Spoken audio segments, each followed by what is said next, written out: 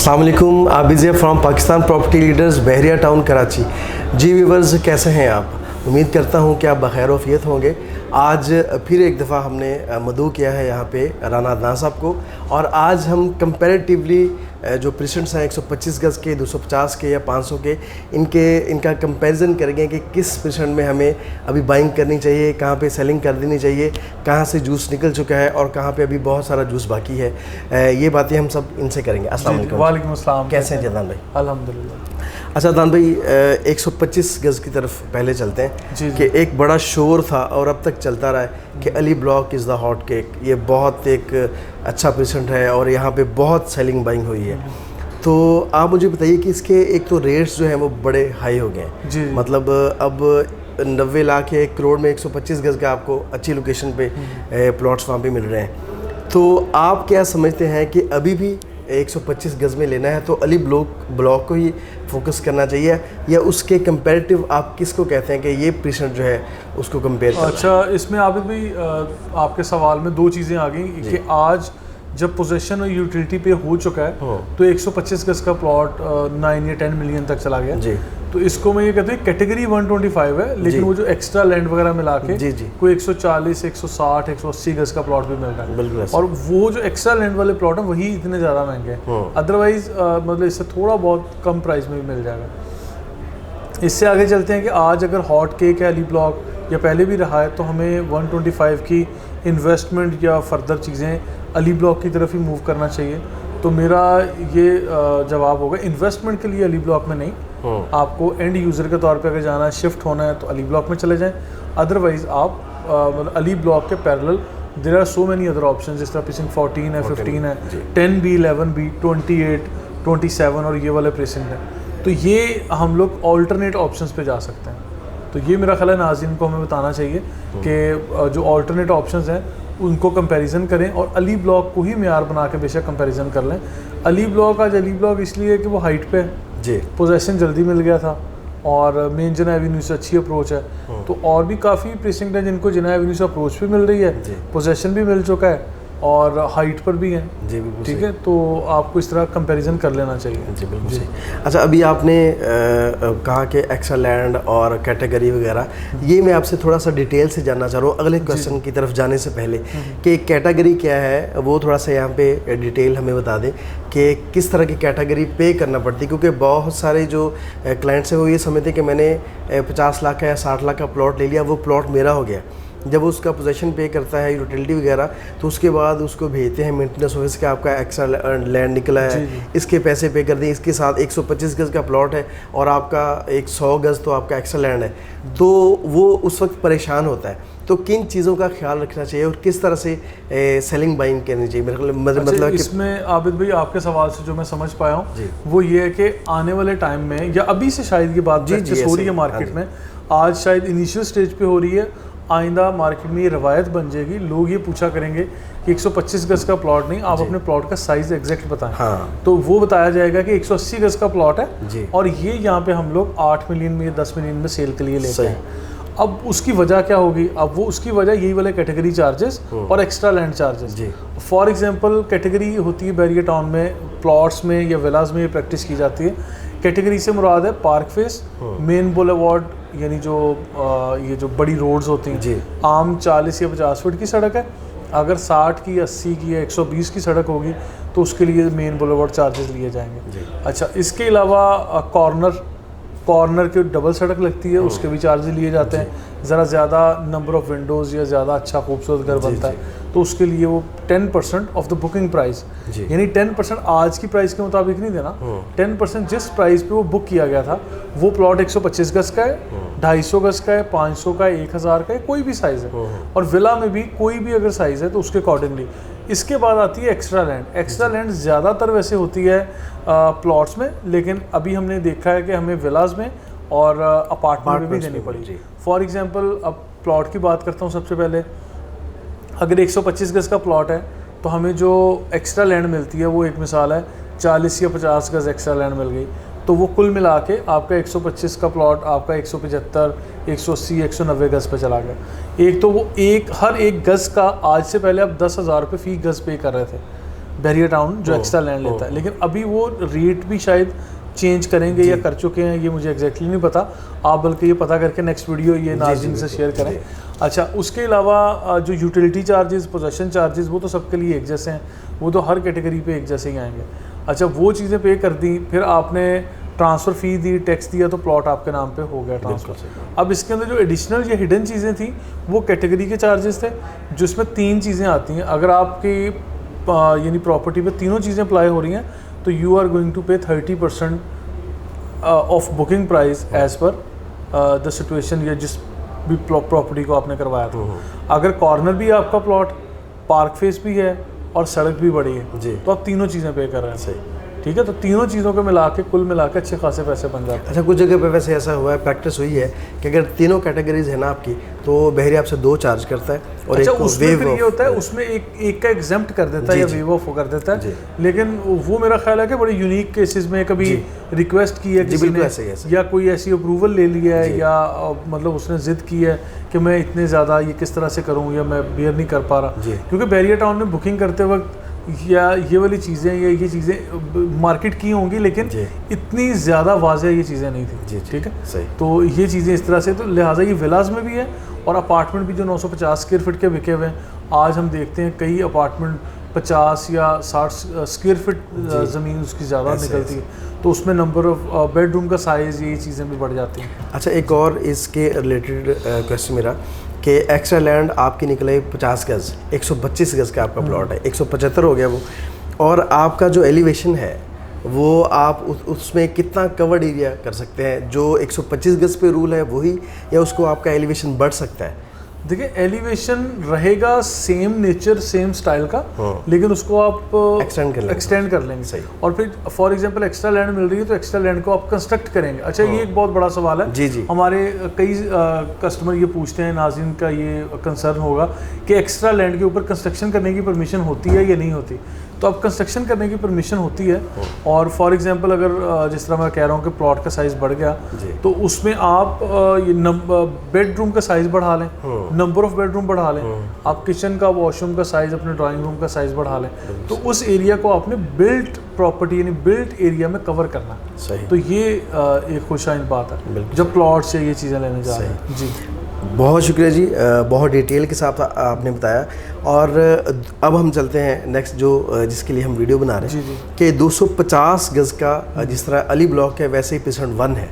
अब आप क्या समझते हैं कि प्रेसिडेंट 1 में जाने की बजाय और कौन सा ऐसा प्रेसिडेंट है जहाँ पे हमें सस्ते में मिल सकता है और वो नियर टू एक्सेस भी है, मतलब मेन जिला के अगर तो आपका कंसर्न इन्वेस्टमेंट है ना, उसको फिर मैं अलग तरीके से मशवरा दूंगा। अगर तो फौरी रिहाइश है उसको अलग तरीके से करना पड़ेगा। फॉर एग्जांपल 2 चीज़ों में तकसीम कर लेते हैं इस बात को कि अगर किसी ने इन्वेस्ट करना है तो वो कहाँ जाए, अगर किसी ने फ़ौरन शिफ्ट होना है घर बना के तो वो कहाँ बाइंग करे। अगर किसी ने फ़ौरन शिफ्टिंग करनी है तो आपको चाहिए प्रीसिंक्ट 1, 6 और 8 का इंतखाब कर लें, 16 का कर लें या 47, 48 का कर लें, क्योंकि ये वो एरियाज़ हैं जो कदरे करीब हैं।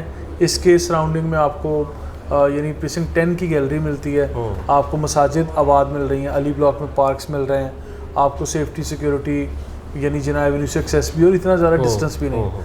अगर आपने पर्पज़ इन्वेस्ट है तो मैं कहूँगा इन्वेस्टमेंट के लिए आप प्रीसिंक्ट 34 को तरजीह दें, प्रीसिंक्ट 32 को दें, प्रीसिंक्ट 22 को दें, प्रीसिंक्ट 40 को दें, प्रीसिंक्ट 21 को दें। अब ये साइज़ वही 250 है, लेकिन प्राइस में आपको 4, 5, 6 मिलियन का फ़ायदा हो जाएगा, यानी 5-6 मिलियन कम मिलेगी कीमत वहाँ जाके एज़ कम्पेयर टू दीज जो पहले हमने मेंशन किया। तो लिहाजा अगर 250 में जाना तो मेरा ख्याल है ये ज़्यादा बेहतर है कि इन्वेस्ट अगले पोर्शन में किया जाए और रिहाइश ज़रा जो पहले वाले पोर्शन है वहाँ की जाए।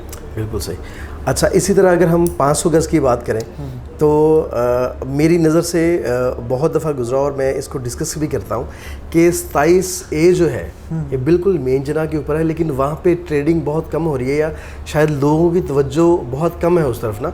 अब वहाँ पे आपको सस्ती चीज़ें मिल रही है, मतलब 1 करोड़ 10-20 लाख में आपको 500 गज़ का प्लॉट मिल रहा है। और यहाँ पे जाने की बजाय लोग जा रहे हैं 4 की तरफ, 9 की तरफ, बहरिया हिल्स की तरफ। तो वहाँ पे आपको डेफिनेटली कॉस्टली पड़ते हैं प्लॉट्स। अच्छा, इसमें देखिए ऐसा नहीं है कि कस्टमर्स को आइडिया नहीं है। कब कोई भी कस्टमर जिसने मतलब एक मिसाल है छोटी अमाउंट भी इन्वेस्ट करनी है वो पूरी रिसर्च करके आते हैं। खैर हम लोग कस्टमर्स को ये ऑनलाइन सारी ब्रीफिंग्स देते रहते हैं, आप तक ये चीज़ें पहुंचती हैं। तो हमारे कस्टमर्स को जो आबिद भाई एक मशवरा देना चाह रहे हैं, या इनके सवाल में ही जो जवाब मुझे मिल गया तो वो ये है कि अगर 500 गज के प्लॉट पे आप लोग इन्वेस्ट करना चाहते हैं तो why don't you consider precinct 27A, precinct 29 या बैरिया गोल्फ सिटी। ये तीनों मेरा ख्याल है सेम प्राइस रेंज में मिल रही हैं चीज़ें। तो you must consider these things. ये 3 प्रीसिंक्ट का नाम लिया हमने, प्रीसिंक्ट 27A, प्रीसिंक्ट 29 और बैरिया गोल्फ सिटी यानी प्रीसिंक्ट 20 है ये वाला। तो यहाँ पे नॉर्मल से अच्छी लोकेशन का प्लॉट आपने मेंशन किया कि आपको 11-12 मिलियन में मिल जाएगा या 10 मिलियन तक भी मिल सकता है। तो मेरा ख्याल है कि इस प्राइस में अगर 500 गज का प्लॉट आपको मिल रहा है और आज ज़बरदस्त लोकेशन है तो you must consider this option. और इसके साथ साथ अगर आप घर बना के फौरी शिफ्ट होना चाह रहे हैं तो आपको कंसीडर करना चाहिए बैरिया हिल्स और प्रीसिंक्ट 4। ये वो वाले एरियाज़ हैं जो प्राइस वाइज आज काफ़ी मैच्योर हो चुके हैं, डिस्टेंस वाइज कम है, मेन गेट से अप्रोच अच्छी है, लेकिन इसकी सराउंडिंग में जो सहूलियात हैं यानी पार्क्स, मसाजिद, मिडवे कमर्शियल जैसा कमर्शियल हब जहाँ क्लस्टर ऑफ बिल्डिंग मिल रही हैं, और फिर यानी फूड चेन से लेके बैंक्स, हर तरह की यानी एक्टिविटी आपको वहाँ नज़र आती है। मैं तो शाम को अगर आप मतलब रात में 10-11 बजे भी जाते हैं तो आपको बड़ा अच्छा एक इन्वायरमेंट मिलता है। मिडवे कमर्शियल बी जो है वो बड़ा अच्छा एक हब बन गया, तो बड़ी अच्छी ट्रैफिक, बड़ी अच्छी रौनक, मतलब आप कंसीडर नहीं कर सकते कि ये बैरिया टाउन में इतना बारौनक एरिया भी कोई मिलेगा। हालांकि क्योंकि पिछले काफ़ी अरसे से हम लोग ये देख रहे थे कि यहाँ कमर्शियल एरियाज इस तरह से नहीं आबाद हो रहे थे जैसे ये हुआ। जी जी जी। अच्छा सर, गोल्फ का अभी आपने जिक्र किया। जी जी।